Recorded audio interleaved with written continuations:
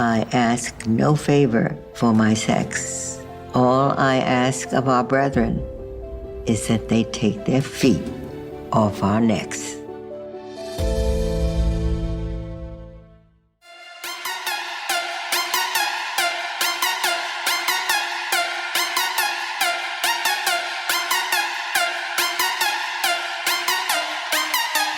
And that little girl was me.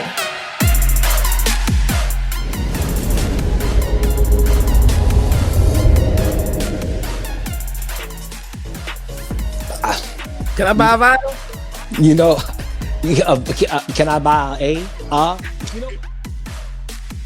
And so when we're talking about facing challenges of people at high risk and targeted groups and minority population, it's trauma. So you got to think about what this person brings to the table. We're not always going to get it right. One thing that we as society don't want to appreciate anymore is apologizing. I apologize, I'm sorry. And so those words, I'm sorry, are so powerful. And so individuals don't expect everybody to get it right. But when you apologize and you're really listening to try to be better, then you do better. And so well-versed and so phenomenal, whether you work on a register or you're in the C-suite, you have a skill set that's so needed that someone is willing to rent your time. They are leasing your time. Figure out your promise first, not your product. What is your promise? Safely, when it's all said and done, the police is going to protect the state. And that is why the slaughter of Black bodies and Black people at the hands of the police is such an epidemic, because they are trained and they commit to a training of policing. So my book is about my struggle, but how I overcame it.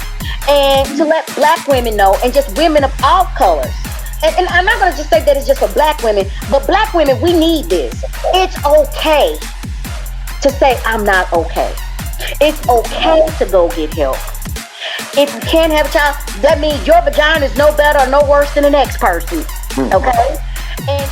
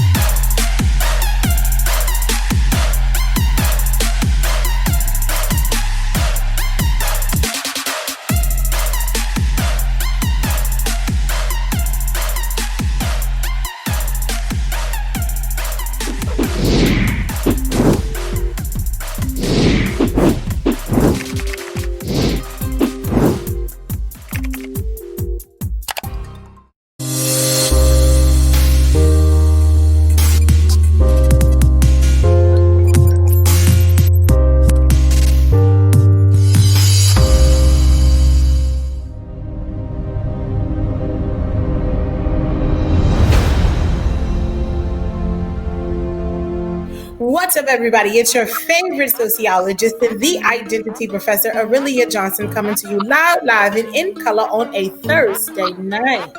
And I would like to say hello to my amazing co-host, Dean Snell. What's up, Dean?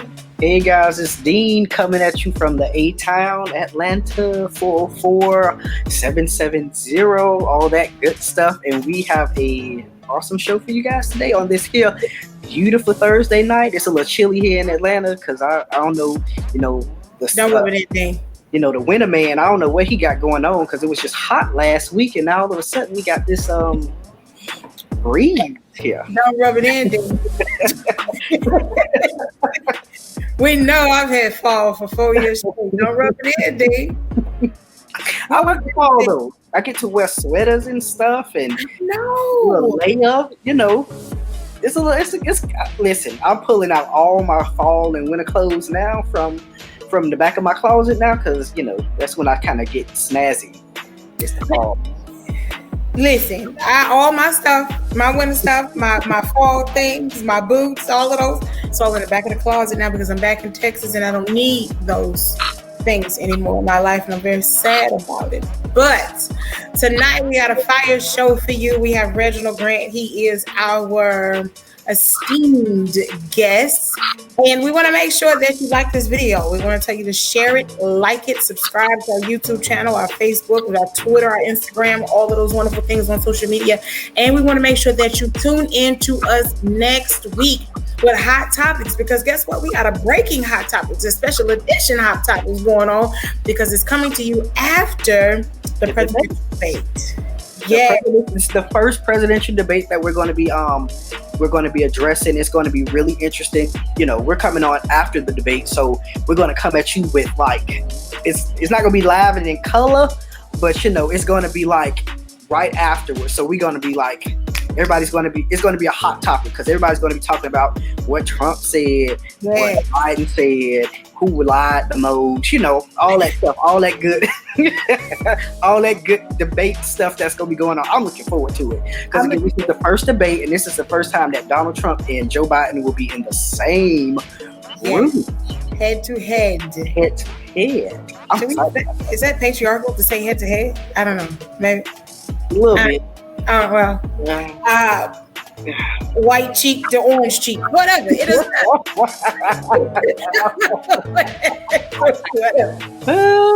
So, you know, but listen, we want to get to our guest, Reginald Grant. Again, I am super excited to talk to this brother. Now, let me let y'all know this. While you're in the comment section, we want you to comment.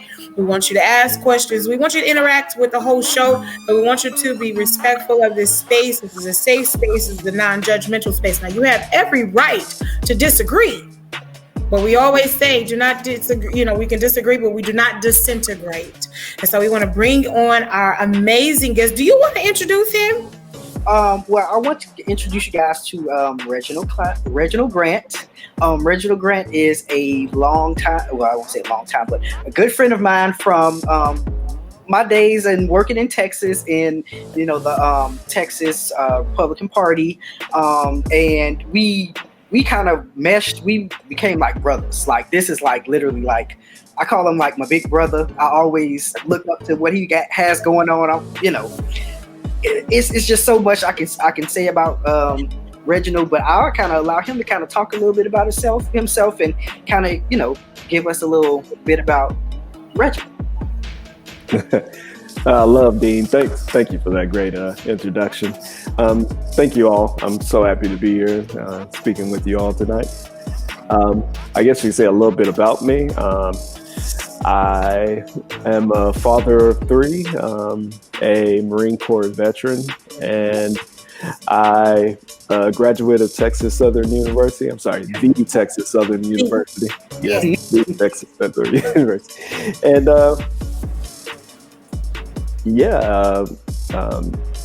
lover of politics, been active since I'll say undergrad, so yeah. And the crazy thing, Reginald, is that, you know, really is you're the Texas Southern University as well, right? Aren't you in the Yes. And the other, well, one of our other co-hosts is also a Texas Southern University alumnus and works there as well. So yeah, so I love you automatically. Yeah. They're gonna show you love. Oh, love you too. Yeah. So, I mean, Dean, I mean, you sound, you know, like a modest brother. You know, you say I'm a father of 3, which is no easy feat, especially in this cultural climate, this social climate, this political climate, this economic and health climate. And then, you know, you are an HBCU and a Marine. Like, that's a lot of things going on. That's a lot of stuff. There's a lot of identities, a lot of hats that you have. And so just, you know, tell us some of the things that, you know, about who you are, because there's a conversation that I was privy to where you were asked whether or not you were a Republican or libertarian. And so can you talk a little bit about that and explain what libertarian is for people that do not know? Yes. So I say for let's say several years now. Oh, it's been longer than that. Yeah, it's been a while. I've been active in the Republican Party, here in Texas and Harris County. And I was saying that I don't like to really label myself, because I want to say even today, I don't believe that Republicans who call themselves Republicans really know what that means. I think it's just it's party politics. You know, people want to be part of a team, and so they just root for the team because they think that they just think that that's who they are. But when it comes down to talking about what the party is, what it stands for, and the history of it, no one's able really to make that connection and live up to those principles that they say that they do. So that's why I don't like to put myself on the label. I actually consider myself a Pan-Africanist. So any of these labels, I really feel like they don't speak to me. But I understand that the system that we live in, it's a two-party system, and currently, it's the Republican and the Democrat party that call all the shots. So yeah, I participate in the Republican side. I feel like we have enough people on the Democrat side participating. And so I think that it's important that we have some type of representation on the right side, and kind of like a watchdog, seeing what's going on and, letting the people know. Okay. So tell us, like your background and what you just said was, extremely layered, right? And which is true, for people, period, but especially for people in America and that come, there's children of the diaspora, like, there's a lot of layers to their identity. There's a complexity that we oftentimes ignore because we like things to be in binaries. We like it to be either or. And so that's a refreshing kind of outlook. So tell us more about how does your Pan-Africanist perspective kind of inform your political orientation? I'd say at the foundation, it's all about the uplift of my people, our people, and that's where I try to go from. That's my starting point, and that's my end point. Is for total liberation. So anything that I feel like interferes with that is not for me, and I'll speak against it. So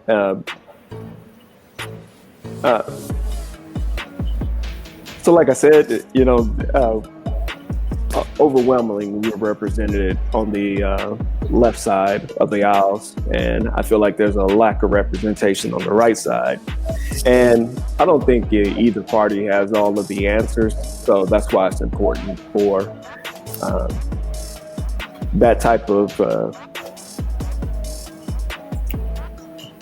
representation. Yes. Mm-hmm. So you're one of those, and I used to tell people this all the time. Like I always felt like there was too much representation of us on the Democratic side, so I felt like there needed to be some of us on the Republican side. And sometimes you have to kind of sacrifice yourself just to make your way into those spaces, but also to not forget who you are. One of the problems that I have with many of the new Republicans, and I call them new Republicans because me and you were roaming the Republican aisles and streets and stuff like that. I didn't see some of these people, so it's like, when we were there with the purpose of, okay, this is what the Black community needs. Maybe if we can get our voices heard over here, maybe we can kind of have them meet the Democrats in the middle.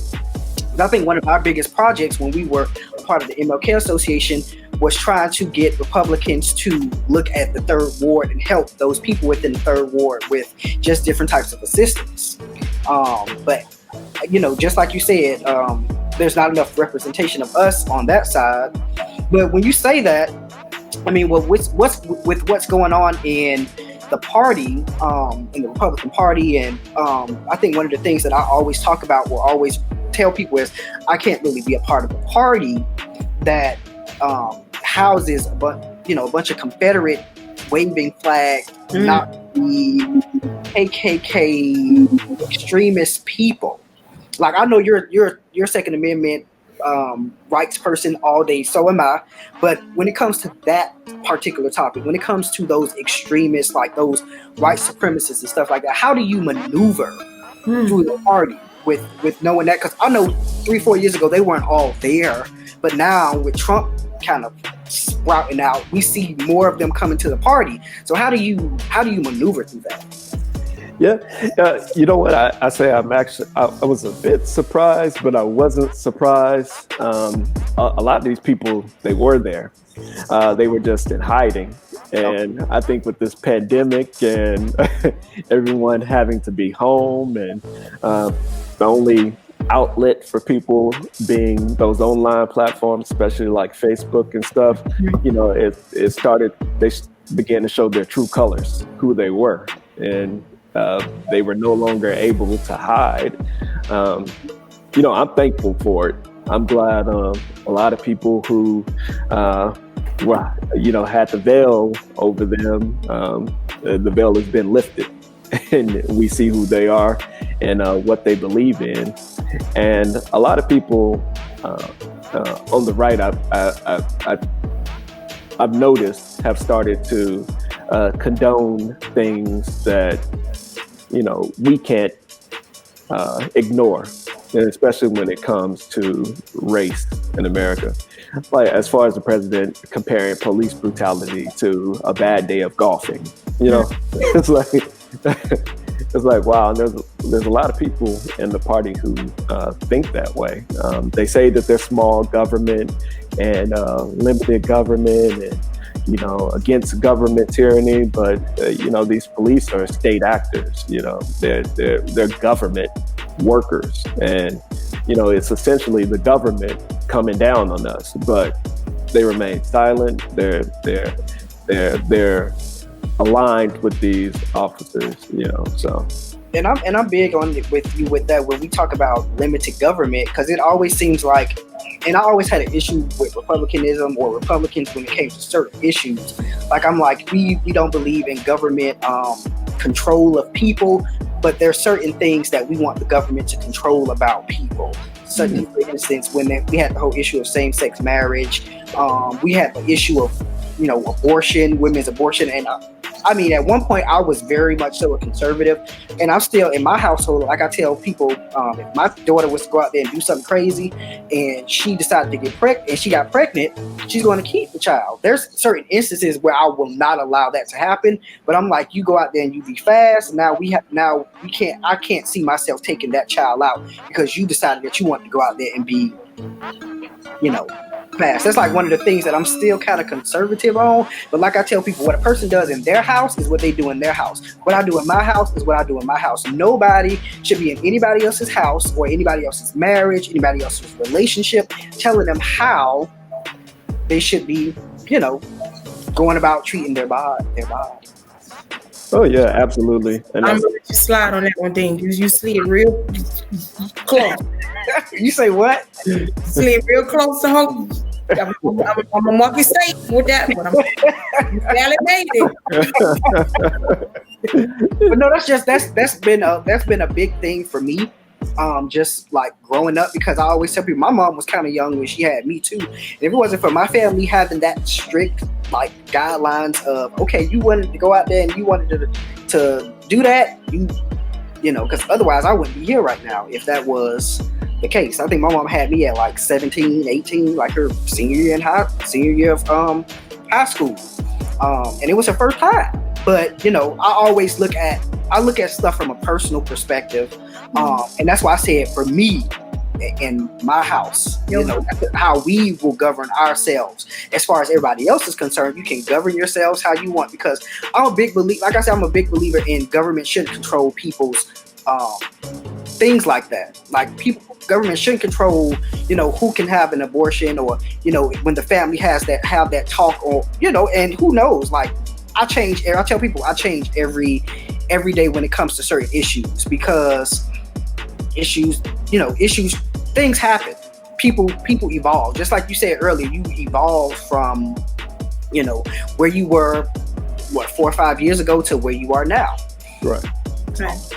So it's speaking of like government and and being in people's houses and all of these things. Tell me, what do you think about the 2020 election? What are your thoughts? Especially when it comes to these national polls, you can't really rely on them on the national polls. Especially we saw that last election, how that was.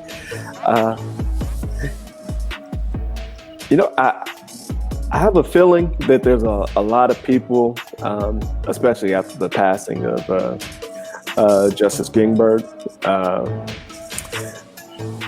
that may galvanize people who were saying that they were going to stay home and that they weren't voting because they didn't like either candidate to come out and, cast a vote. I'm thinking maybe that may be a factor. But on the other hand, I think there's a lot of people like last election, what they call that silent majority who but still are liking their white supremacist leader.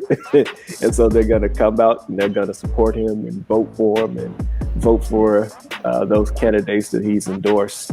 So I feel like it's up in the air. It's unpredictable. I don't really know where this is going to go. Well, I heard that not only are you a Texas Southern University Tiger, but you've obtained certain degrees from Texas Southern, which basically kind of informs you being an educator and a politician.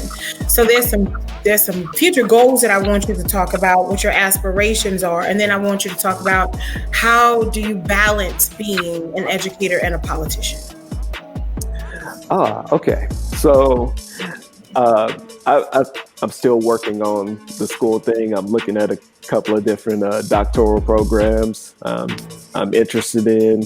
So I got that going on. I just finished up a principal certification program. Congratulations. Oh, thank you. So I'm working on that for state exams, and I just have all these different ideas about book ideas I want to write. And so I just have a million things on my to-do list, on my goals, on my mental vision board that I'm trying to, bring to fruition. And so I have those things that I'm working on as far as future goals. And my run for the state house, when it came, I was an educator at the time that I did my first run. And the dean helped me on that campaign. Yeah, he was essential to my campaign. And he really did. He really came through, and I appreciate, all the work he did for that. And I'm ever grateful for him for that. But I learned a lot.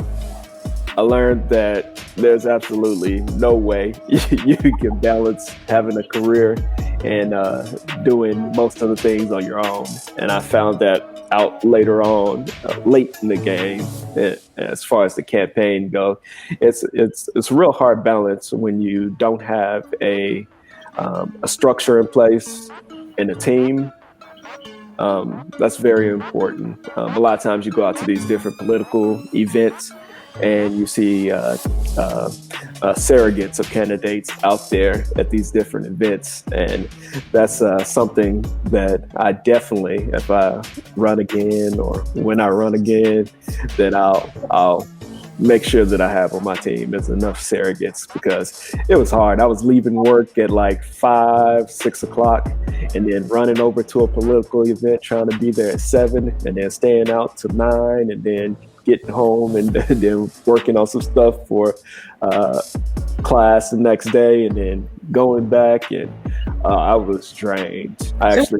What exactly did you run for? I ran for the state house, the Texas State House. Okay, what district? District it'll slip me. It's out in the Kingwood, Humble, that area. Right. Yeah. Who your primary opponent was? Dan. What's his name? Dan. Puberty. Yeah, Dan Hughes. And when are you gonna run again, brother? Yeah, that's what I want to like. When are you like? What are you looking to run for next? Like, are you seeking another position anytime soon? Or are you going to wait until like you finish this PhD program, doctoral program? You know what? I think I'm going to wait. I say that now, but who knows what the future holds? Something may come about, and I may, decide to, the time is right for me to just go ahead and jump in.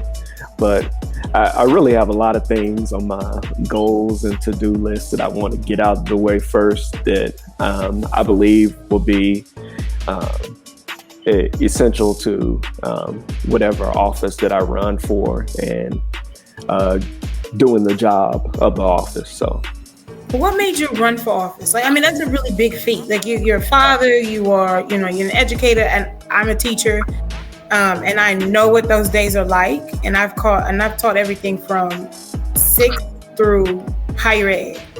And so, even just throwing your hat in the ring, that takes a lot of courage and, just a lot of gumption. So what made you want to run for political office? Well, I've always kind of had a passion for it, and it's something that I said I wanted to do since I was in high school. And living out in that district, it was one of those things where it's like we have a representative here. He doesn't really vote the way that the voters of the district want him to vote. Mm-hmm. And he had a horrible record when it came to that. And he was a bit of an embarrassment, I'd say. And so I felt that he was vulnerable, and the time was right. And I was someone who would go in there and do exactly what I campaigned on and I said that I was going to do.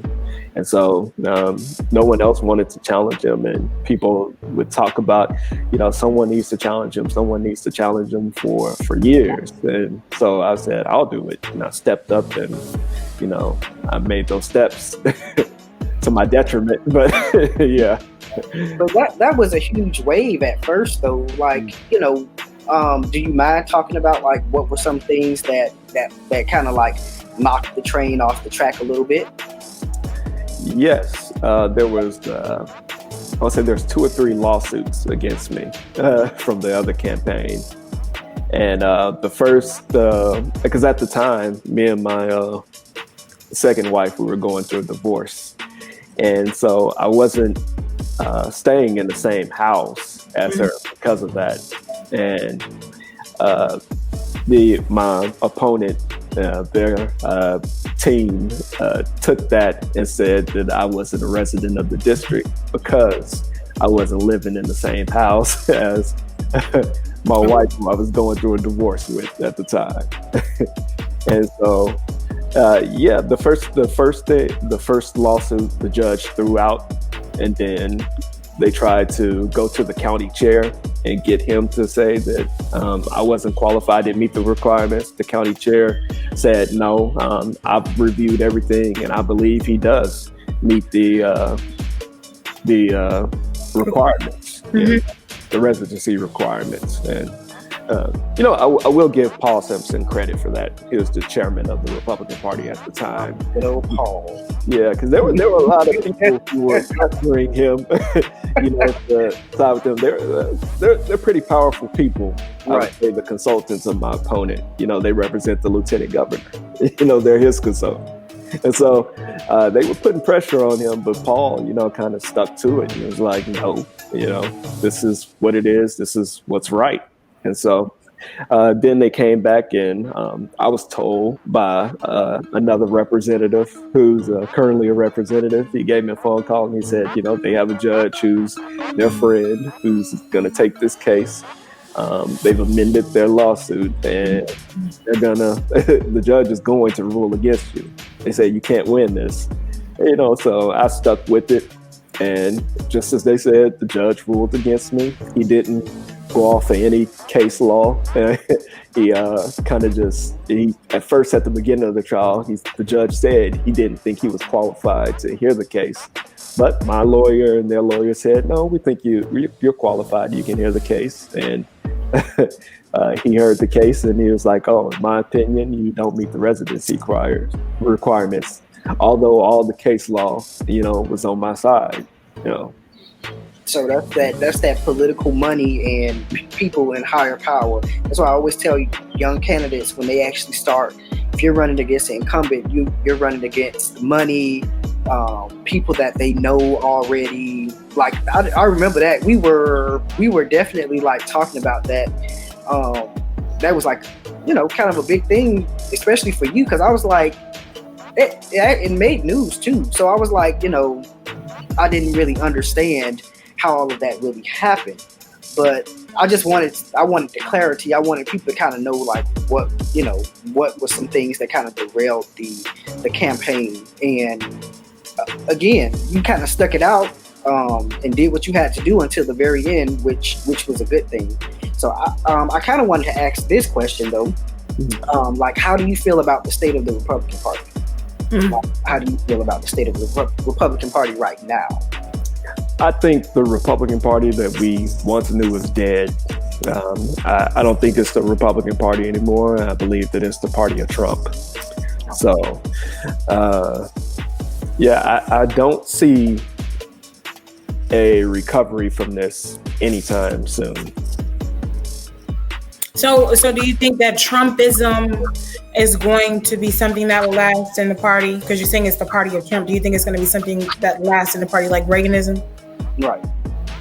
I believe so. And if it doesn't, it's going to be the face, the image that people see. I think it's a stain that you won't be able to get out. I think people are going to look at the Republican Party and they're going to say, oh yeah, the party of Trump. And that's what they're going to see. I don't think they're going to see the Reagan types and the Bush types anymore. Even the Bushes are enemies to a lot of these Republicans now. So yeah. So I know that in the Republican Party, anybody that doesn't agree right now is called rhinos. But do you think, I always tend to tell people, I'm like, the people that's running the Republican Party are rhinos, not Republicans. So it's kind of the opposite. But it's just so funny to see like these people that just came into the party or just got some type of political power calling like establishment Republicans rhinos. Yeah, it's crazy. It's like there's so many different elements. There's the new people coming in thinking that like they have to out Republican everyone else, and then there's some that look like us coming in and feeling that need for white validation and all the praise. And I was there once. I was that I was that golden boy, and I was that good black person that they like, to parade around and take pictures with and things like that. And as soon as I stepped up there and challenged one of their people, it was like, So talk more about that, because that's interesting. You're saying that you were the golden boy, you were the one, you were the good black boy that could be in this space until you challenged whiteness. Like talk more about that. Oh yeah, the same people who I was a national delegate. I was actually a Trump delegate to the national convention. And the same people who organized and, said they wanted me to stand next to the lieutenant governor. If you go back and look at the coverage from the Republican National Convention back then in 2016, you'll see me when the lieutenant governor is calling out the delegates for Texas. I'm standing right there next to him. And the same people who organized that, that image for me to stand next to them because they wanted to highlight the diversity of the party and and showcase the future of the party. That's the words that they gave to me, right? Those same people are the ones who got the lawsuits going against me. They're the same people who had some of their friends call me and tell me, don't forget that I'm Black, and that if I continue with this race against their guy, that I was going to be made out to be the typical Black man, who walked out on his family because of the divorce that was going on. Yeah, that's the words they use. Yeah. So do you think all of this happened because you stepped up too fast and it wasn't like they didn't call you to step up, like you just stepped up on your own? Kind of like what is it, Aurelia, when when we kind of jump up on our own, like I didn't call for you yet? Yeah, well, I think that's what it is. Like, don't come unless they sent for you, right? And I think it's very disheartening. And I, for me, would just like to say, I am very sorry that you had to even experience that. But then I'm glad that you did experience it, because then you can see the face of, right? You can recognize what privilege is and whiteness is and power, and how they wield it in very different places. And then when you come into the identity aspect of it, your Blackness is only as good as they need it. And I think that is a really honest conversation that we probably need to have, right? Especially, in this climate, because it's always been there, but it's just kind of like blatant in your face. Like they really stuck you up there like a sticker. Like, okay, you stand here and you smile and you shuck, you jive, you dance, you tap, right? And you stay within these confines. And once you step outside of those boundaries to kind of search yourself as an individual and as a man, it's kind of like, they was like, who are you to have testicular fortitude? And they just basically politically castrated you by saying, well, we'll paint you out to be the typical Black man. I don't know if that's a typicality. I don't know if that's a typology, right? Right. That old Black men walk out on their families. And so. But I think that was something that, because it's something that he was running in a Republican-led district, because had he primaried the guy, he would have automatically won the seat. So I think it's more of and it happens in the Democratic Party too, because it happened with AOC and many of those new progressives that came into the position. The only difference is that they actually won. But when you step out, you're Black or you're minority, your color is good enough to be in the background so we can showcase you. But when you actually step forth on your own, that's when it becomes a problem. Like we didn't ask you to. I'm pretty sure if you would have ran in a Black district, a predominantly Black district, and was trying to take out one of the Democrats, they probably wouldn't have had a problem with it. But because it was the lieutenant governor's good guy, it was a problem. Mm-hmm. Well, let me just ask you something, because we've been talking about politics and education and all of these good things. But let me ask you just a question. I don't want to get all your business. If you say you in my business, that's what it is. Let me know. So I heard you say second marriage, right? So are you married again? I'm sorry? Are you currently married now? No, I'm not. Engaged. You're engaged? Yes. Okay, all right. Well, women, he's off the market. He does run. He's very well spoken, and he's a future politician, but he's off the market, so he's engaged now. So you can't. That's the question that women was going to have, because that's the question I had. No, because I've been married a couple of times and divorced and all of those things myself, and so I thought that was just very interesting. I haven't been married or divorced yet. I tell people all the time that, in the words of the great philosopher Richard Pryor, I believe things to be of marriage, so I'm gonna keep trying till I get it right. Come on, Pryor. Listen, I love it. I absolutely love it. I think that you are right on time. I think that your perspective is new and fresh, and it allows Blackness to show up in spaces that it wouldn't necessarily show up in.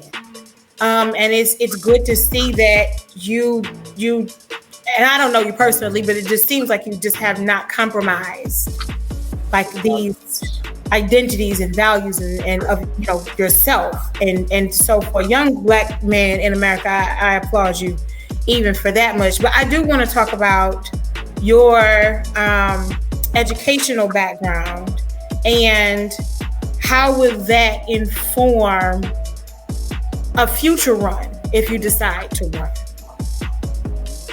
Yes. So my undergraduate degree is in political science, and my master's degree is in public administration with a focus in public policy. So that's something that is essential in lawmaking. Public policy, that's lawmaking. So understanding how it works, understanding the different aspects of policy making and the impact that it has. I think it's much needed in politics. A lot of times you see politicians, laws being passed or regulations being implemented that don't really take into consideration the impact that it will have on society. And so that's something that I know for sure will help in that. Okay. Well, that's definitely a good thing.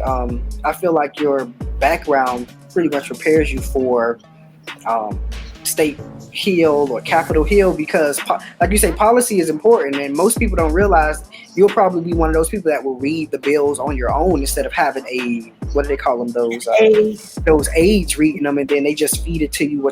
This is what you should do. So, but you also have to recognize that he had Dr. Jones.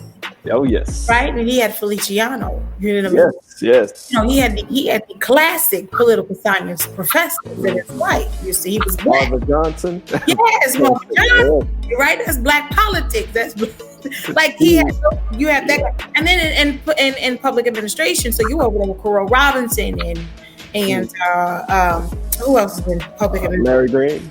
Yes, absolutely. So you come from a very heavy, an extremely saturated background, and then a lot of these people who have, like you, who have come from Texas Southern, didn't end up going to the city council or the state legislature, even the going up to Capitol Hill in Washington D.C. And so, if I think that and this is biased, and I don't care. But because you are a product of the Texas Southern University, I think that you're well on your way. And I just want to congratulate you. But you still haven't told us about what position you think you're going to run for. For next. Uh-huh. Yes. You know what? I may be led to run for, I don't know, I may be led to run for the school board. I may be led to run for city council. Hey, come on, let the Lord lead you. And you're needed on that local level, man, because you are in I won't say the school district that you're part of, but you are part of that district, and that we always are just like, we both work in the same district, and we know the headaches of the school board, and a lot of times it's because they don't have. You're a teacher, so I tell people all the time the best school board representatives should be people that worked in the system, because you already know what's flawed and what headaches teachers deal with every day. A lot of the times we get people that are business people who probably never sat in the school other than the 12 years that they were there. But I definitely see you sitting as a city councilman or a school board representative. Superintendent. Yes, superintendent. Come on now. You're taking the principal certification. Only one test next. You're taking the principal certification, and you're talking about a PhD program. You can do great things, especially with your policy background and your political science background. We just want to see Black excellence in space. That's why I love my people. All that encouragement right there. Yeah. What do you teach? I teach world geography. Come on, geography, teaching the children how to look at a map and read a compass. Yeah. Yeah, how long have you been doing that? Ooh, I would say this is my 6th year. Okay. 7. Okay. Yeah. And then what grade do you teach? 9th grade. 9th grade, world geography.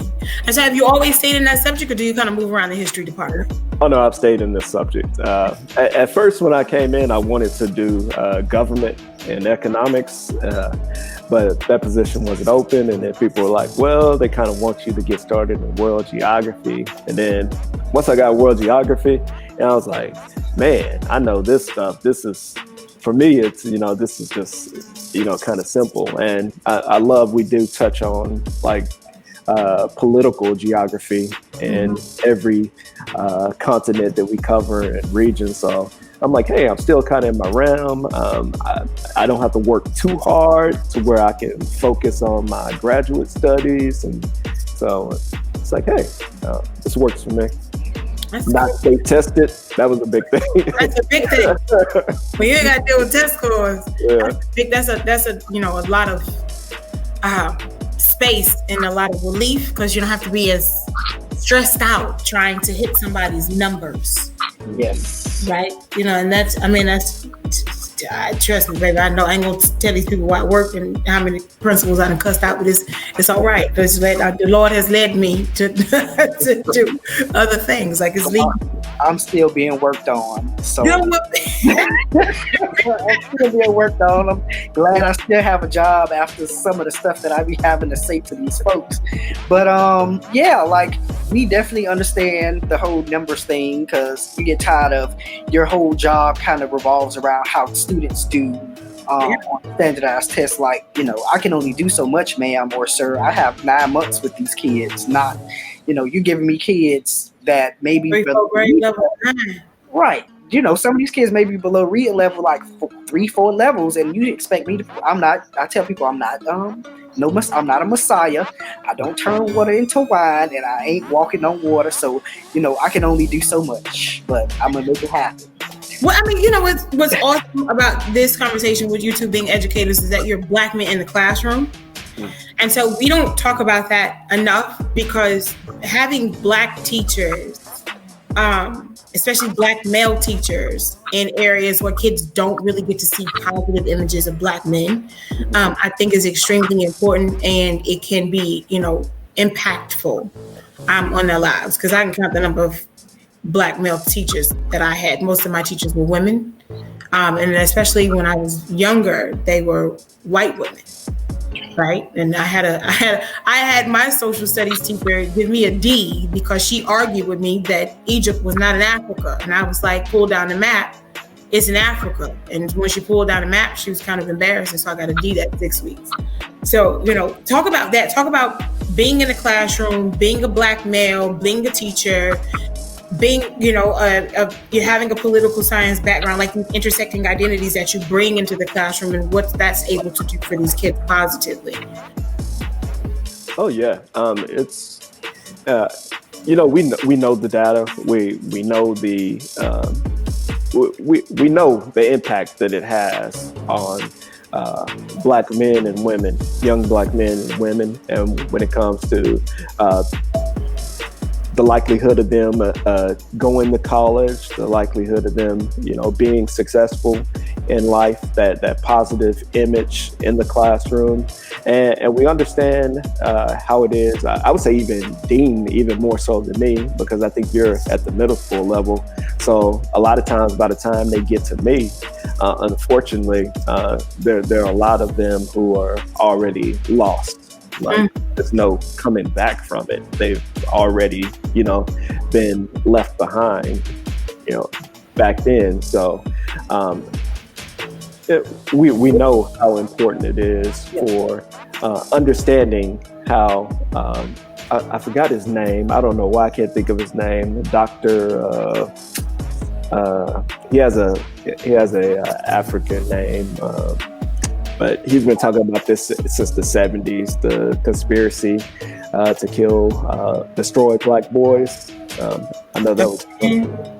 I'm sorry? You're talking about Dr. Ben? No, not him.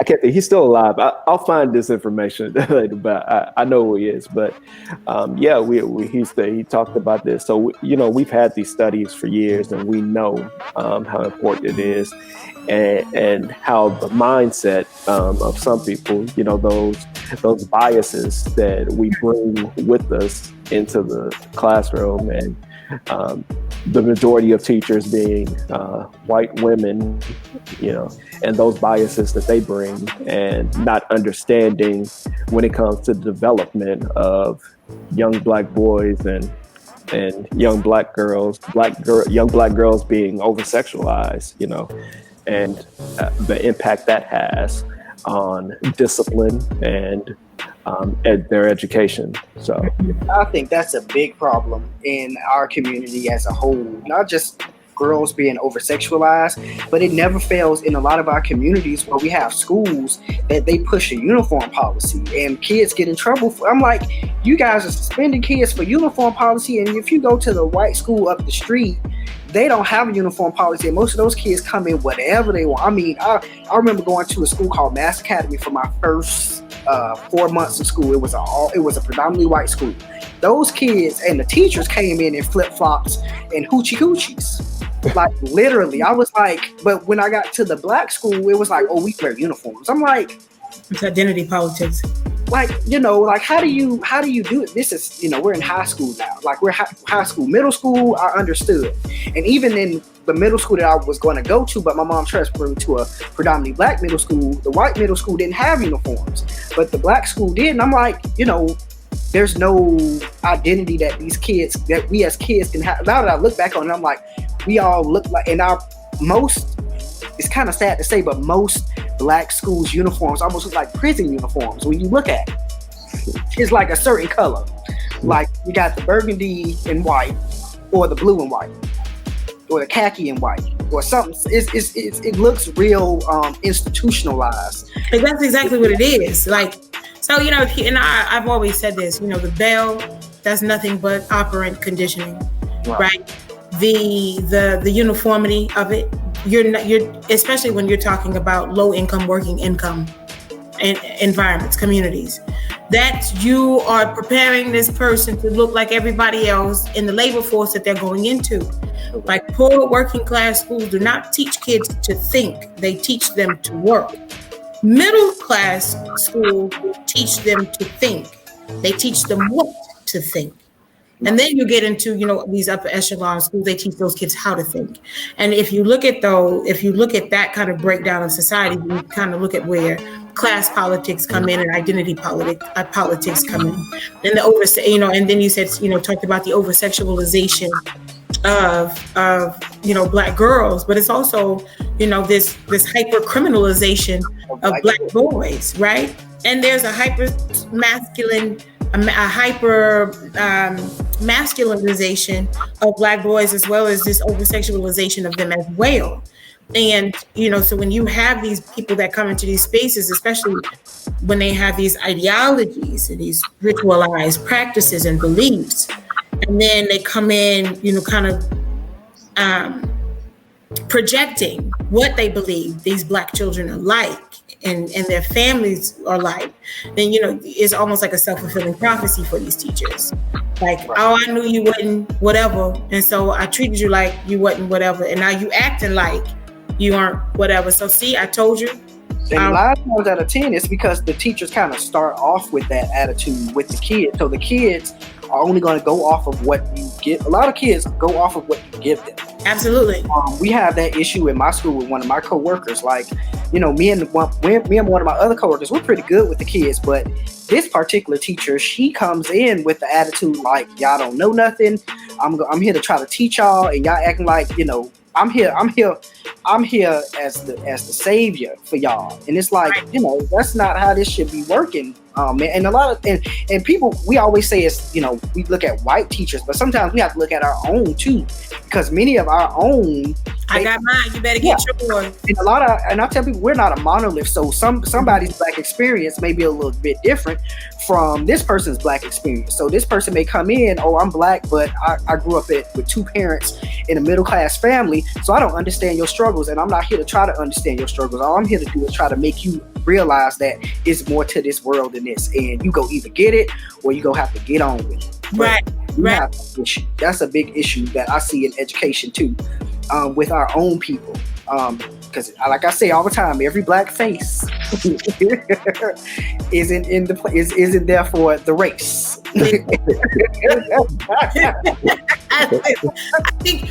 Reginald, I think we've enjoyed you. I think I whatever you got going on in Houston, good brother, if I can support you, I most definitely will. We would love to continue the conversation. We need to have a conversation about, Black faces in white educational spaces. I think that would be a great conversation. But we want to make sure that, I want to make sure that on this Good Thursday that y'all are washing your hands, you're wearing your mask, you're keeping yourself safe. We want to make sure that you check us out next Tuesday, because we are going to be loud, live, and in color, baby, after this debate. It is the first debate. Trump and Biden are heading off. We talked about heading off earlier. They are coming face to face with each other. And how many days left do we have to the election? Oh, it's like 45. Is it? Are you serious? It was just 45. Is it 45? Dang. Oh wow. Okay, so it's already in September, so October. Oh, it is like the last week of September. Yes, I'll bet. We're basically there. We are. So listen, make sure that you're registered to vote. Go out and vote. Make sure you got your IDs. Make sure you know the laws. Make sure you do not allow these people to turn you away from the polls. Yes, like we want you to be actively political participants, and we want you to check us out. We want to make sure that you like and share this video. If you have any questions, we want to see them. Comment down below.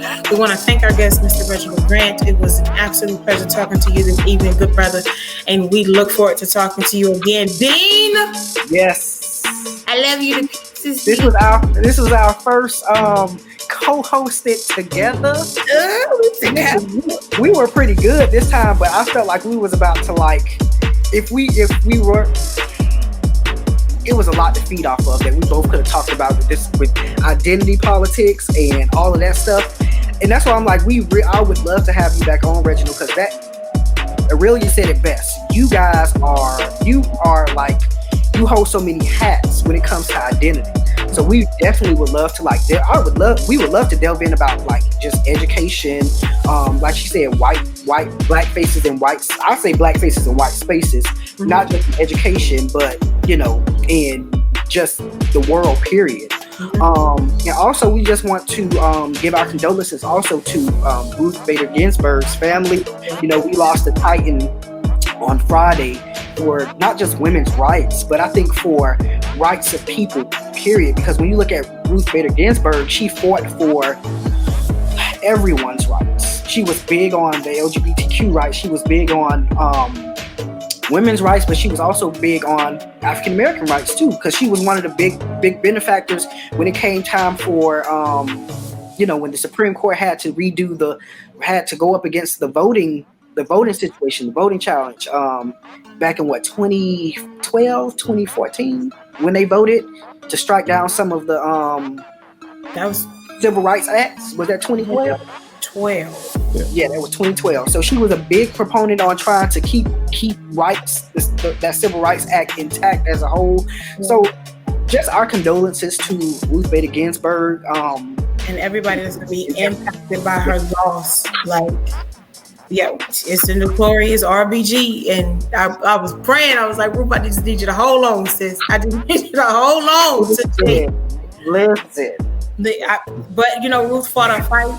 She was 87 years old, and we didn't want her to be suffering and sitting around with all this foolishness. But Ruth had some things in place. Right. Like that good brother John Lewis and that good brother Elijah Cummings. Right. So Ruth didn't leave us out here just dangling in the wind. But we make sure you follow Mr. Grant's Twitter. Tell us what your Twitter is, what your Twitter handle is, Reggie. It's RC Grant JR4. That's the number 4, Texas.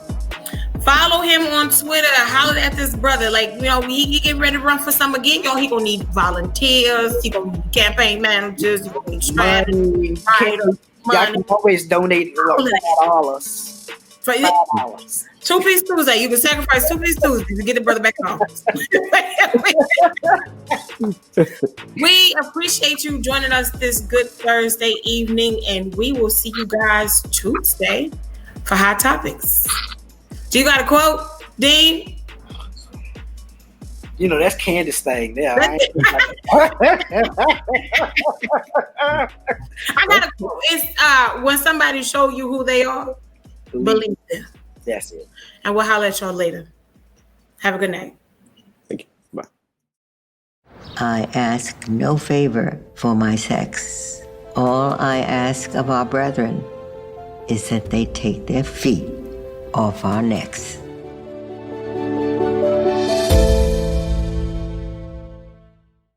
Yet our best trained, best educated, best equipped, best prepared troops refuse to fight. And that little girl was me.